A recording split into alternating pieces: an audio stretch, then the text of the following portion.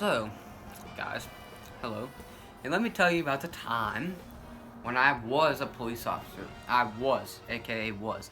So, I went to the police station and I worked there. And I was really good. I was the top one recruit, and I was only there for 2 weeks. Now that may make you think I got fired. I did not get fired. I was only there for 2 weeks, but the only thing is, there was this one guy, he was laughing at how small my nose was, and I said, "Why you?" And I pulled up my belt and I whacked him right in the chin. He was bleeding and screaming all over, and they kicked me out for 2 weeks. But they said I could come back the third week. But I came back with my secret weapon, the thumbtack. And I pushed it right in the side of his shoulder. That same dude who whacked me, wait, no, I whacked him. But anyway, that same dude who made fun of my nose. Nobody makes fun of my nose. I named this one Joe and Mo right there. But, I gave it to him. They kicked me out. They even put me in rehab for 2 solid days. It was trouble. I eventually had to punch everybody and make them let me go. And they finally did. And I finally got back in the police station. And they put me on my first case. The chase of a runaway China red panda. Red is this popsicle, for your instance. Let me tell you about the time I was a police officer. So, I joined the police academy. I had a degree in criminal justice, by the way. And I joined, and it was awesome because you could drink coffee all morning. They gave you free coffee, and with your mug, had your own middle name on it. And anyway, it was awesome. But then one day, there was this one guy, his name was Jerry Bob Bow, and he said, "Hey, that nose of yours looks pretty funny, you know." And I'm like, "No one makes fun of my nose, you big jerk." And then I pulled up my belt and I whacked him right in the chin. And he started bleeding and screaming all over the floor. They kicked me out of the police academy for 2 weeks. And I was like, I gotta get back by the third week. And they let me back. But I came back with my secret weapon, the thumbtack. I stuck it right into the same guy's shoulder. He was bleeding and screaming all over. Then they kicked me out into a rehab for about 2 years. Wait, no, 2 weeks, not years. They kicked me in a rehab for like 2.5 weeks. Anyway, I finally had to beg them to death to let me out, and they wouldn't let me out. So I had to go around just whacking everybody, and they finally let me out. And then I got out, and I went back to the police academy. I calmed down a little bit. The only thing I did to the guy was bite off a piece of his shoulder again. But they didn't take it that seriously. So anyway, they put me on my first case. The case of a runaway panda from China. It was red as the dickens. And there was this one guy who stole it, he was an earwax scientist, and his name was Ricky Tikki Tavi. And hey, I've heard that story, by the way. It's a pretty bad one. And it's funny. And that guy wasn't funny, he was bad. Really bad. And he was very, very bad. But anyway, I went up to him, I said, "You are under arrest in the name of the U.S. I just thought it was a little catchy. I mean, in the name of the U.S. That sounds just right. And the guy looked at me like this. He's going. And I said, "What are you looking at me like that for?" And he's going. And I said, "You better straighten that face up or I'm going to have to whip you silly." And he's going. And I said, "Fine then, I'm going to do it." And then he went. And I said, when he smiled like that, I felt pretty sorry for him. I know he had thought that he had done something wrong, and he was very sorry. And I said, "Listen, just give me the panda, and I'll only arrest you one time. You'll be in prison for about 3.5 years. That's all."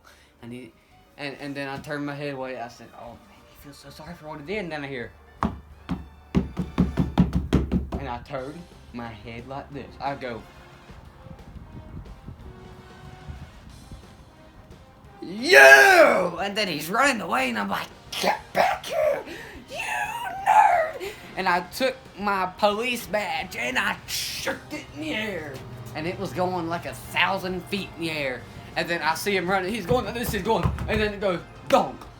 And I see him stop. I said, "Well, what did he stop for?" And it took about 5 hours, but finally fell over. And I said, "Oh, did I just kill him?" And then I started banging myself against the ground. Oh, what did I do that for?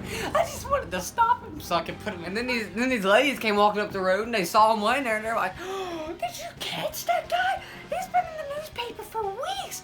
And they're like, how could we ever thank you? And I'm like, yeah, I'm not even armed, as you can see. I said, I just took my handy-dandy police badge. And then the lady said, will you marry me? I'm like, whoa now, Bessie, I'm not ready to make that kind of a commitment yet. I'm only like 16, you know. This is my first year in the police depth. So, and then they started running away and crying. I'm like, oh, good, ready. and then I went down there to get the guy. And oh, it was so hard to get him back to the police station. It only took about 5 days. I mean, it was so hard. I had to put my pinky toe and my middle toe around his front buck tooth to pull him around like this for 5 days. And when I got back, I had a leg of steel, literally. I mean, I've never had that kind of exercise in my life. Finally, he got caught. But then I was just as I suspected. My mind just started flipping upside down, and I said, oh, sweet cheese and crackers, I forgot the red panda! But anyway, I went back to the police office, and I said, I have caught the chunky! And I threw the guy in with my pinky toe like that. I shot him all the way across the chief police's counter, and it landed right in the middle of his coffee mug. Perfect shot! Woo!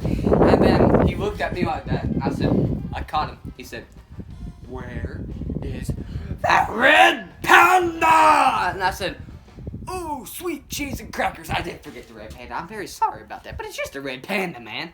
And he said, go get the red panda, or I will take him with my boot and throw him right on top of you. And I said, I wanted him to throw him back on top of me. He smelled like epic BO. And finally, all the way from Illinois, I had to walk and crawl on my hands and knees all the way back to the Lone Star State of Texas. And well, actually I didn't crawl up there. I crawled down there from, Illinois down to Texas. Yeah, that's like south, I guess. But anyway, I had to crawl back down there, and I crawled to this little gas station, and the name of the gas station was Jerry Lee. But anyway, she said, sweetie pie! And came running at me, and I'm opening the door like that, and I just step aside and let her head go right in between the door. And that kind of put her to sleep for about an hour and a half. And I was getting gas and a snack at the gas station, and then I hear someone flush the toilet. And I said, look at that baby. And then I opened the door, just as I expected.